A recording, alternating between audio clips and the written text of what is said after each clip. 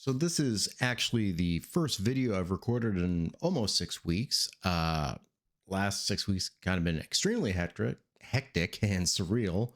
A lot of stuff happening at work, a lot of crazy stuff. We had back-to-back hurricanes here in Florida, which of course is accompanied by back-to-back evacuations. Thankfully avoided any significant damage. And then at the end of October, took off to Italy for a week for my significant other's birthday vacation. And that gave me a chance to see a place I wanted to see for a long time, Pompeii. So obviously this is starting out a little bit differently than most of my videos, since I'm talking about something I did as opposed to talking about something I watched on TV that I just generally did not like. I got to see a place, like I say, always want to see Pompeii. History, of course, is well known. Everyone knows about Pompeii. Vesuvius eruption back in 79 AD. Despite all the documentaries and maybe what you see, it's very different than when you go there and see it in person. Obviously, just walking up, you can just see Vesuvius there in the background, just looming over everything. You could see it there. And when we first walked in the Temple of Apollo, walking into the forum area, the market area, it's just looming over everything.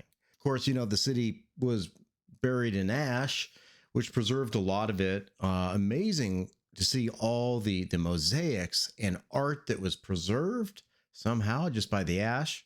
You can see them all on the walls and everything. It's really fascinating.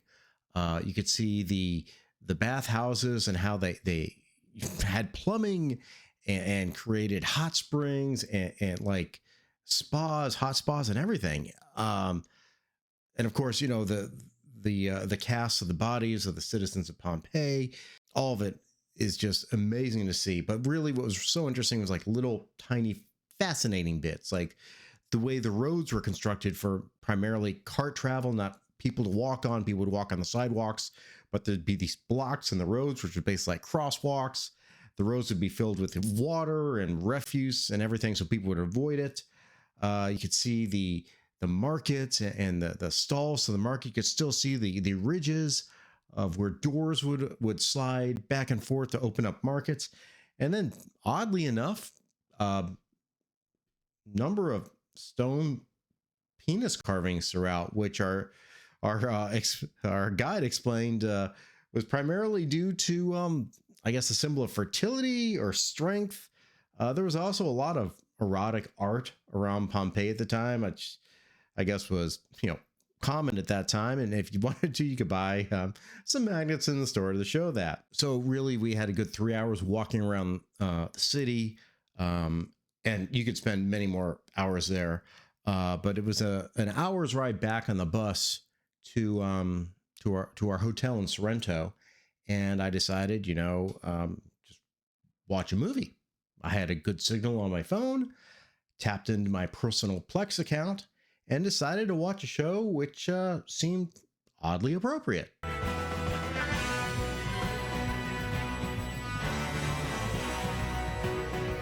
Honestly, don't remember the last time I watched a Doctor Who episode for enjoyment.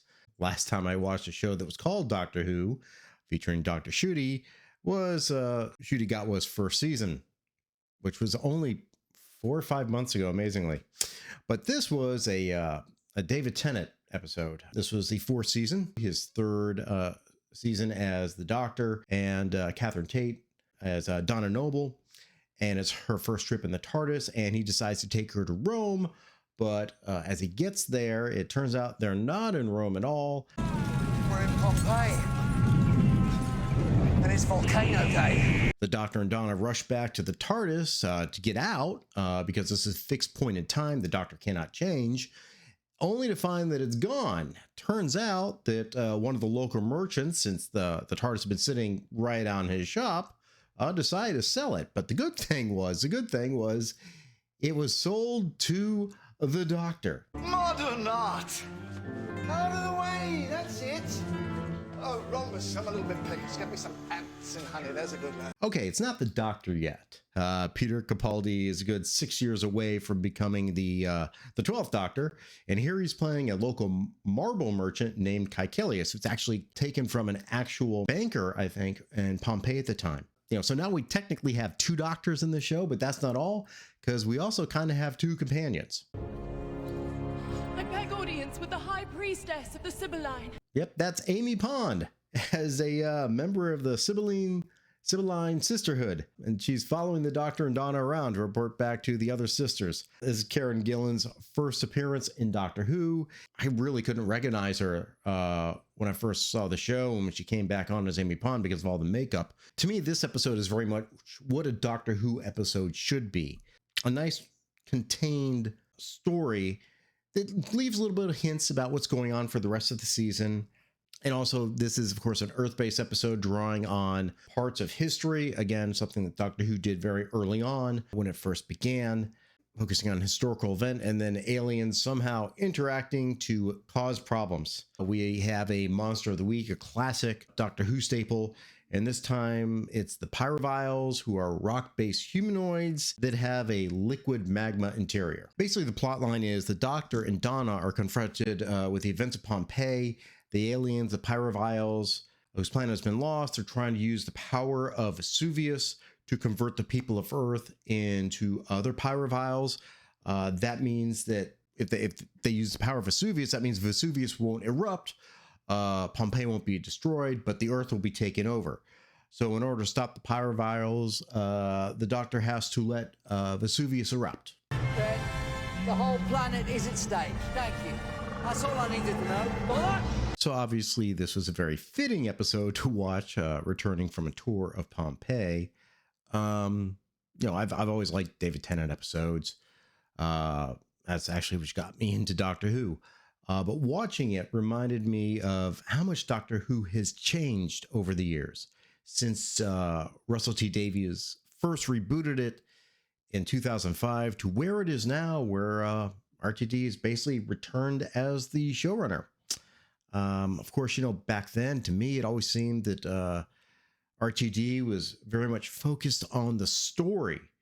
But now it seems like he's more focused on progressive narratives. And in fact, he basically said this in a Rolling Stone article.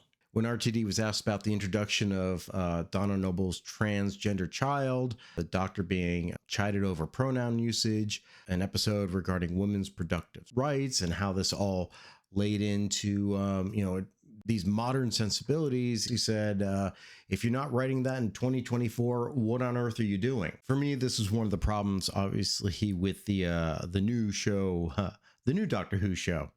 Doctor Who, of course, has always been a very liberal show, same thing as Star Trek, but it never seemed that the message, as Critical Drinker might say, would take precedence over the story, at least not to now. The narrative basically clubs you over the head. Just go look at the Star Beast. We know everything, thanks. And you know nothing. It's a shame you're not a woman anymore. Something a male-presenting Time Lord will never understand. Or Dot and Bubble. Because you, sir, are not one of us. I mean, screen-to-screen contact is just about acceptable, but in person, that's impossible. The writers today, write these things in there, say, we're showing modern sensibilities, and pat themselves on the back for being virtuous. Oh, how marvelous. Oh, very good. Superb. Happy day. So just take a look at this episode, The Fires of Pompeii. The story is simple. What does a Doctor do when he's faced with an impossible choice? Save the planet or stop the destruction of Pompeii? That's a choice, Donna. It's Pompeii or the world. Oh my God. When the episode starts, Donna wants the Doctor to save all the people, and he says he can't because it's a fixed point in time. This is actually the first point in the whole show where we hear of the fixed point in time, in a particular time the Doctor, Time Lords cannot alter. And that, of course, will show up later on throughout the show. If Pompeii is destroyed, then it's not just history. It's me. I make it happen. The destruction of Pompeii is caused by the Doctor in order to stop the Pyroviles. So it's something he was always meant to do. He was destined to do this. And watching the Doctor work through this in this episode informs you of how he makes these decisions and the consequences of those decisions, how it weighs on him. Now, if this show had been done today, I think there'd be significant differences. For instance, this show, of course, is driven by the Doctor. The 10th Doctor, he's an action character. He's always taking action. He's acting with authority. That's not the Doctor we have now. No, we have Dr. Ncuti. Dr. Ncuti has always seemed to be more of a passenger in the stories. Really doesn't seem that Dr. Ncuti is in command or, have any air of authority at all. Oh God, basically he's not brave. In this episode, when the Doctor faces off against the pyrovile in Vesuvius, he sprays it with a water gun.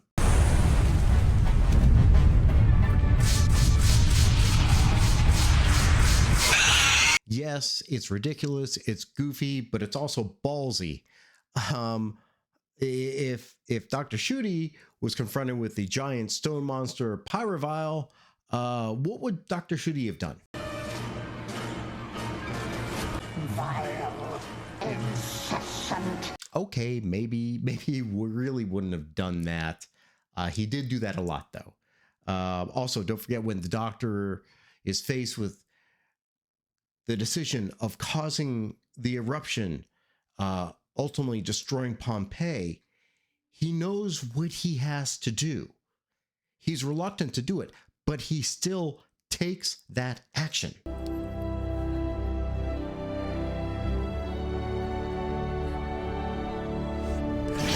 Now let's think, based on what we've seen for Dr. Ncuti, what would have Dr. Ncuti done in that same circumstance?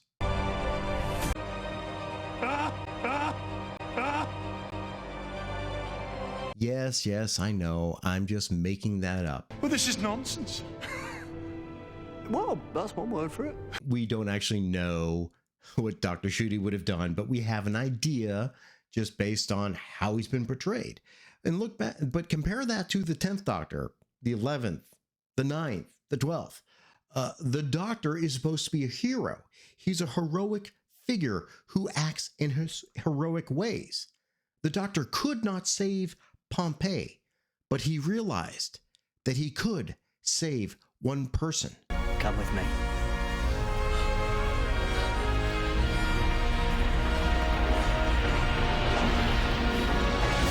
And that's what he did. Why? Because that's what the Doctor does. I've never really gotten the sense that Dr. Ncuti was acting heroic. To me, he lacks the gravitas of the Doctor, a Doctor who's thousands of years old.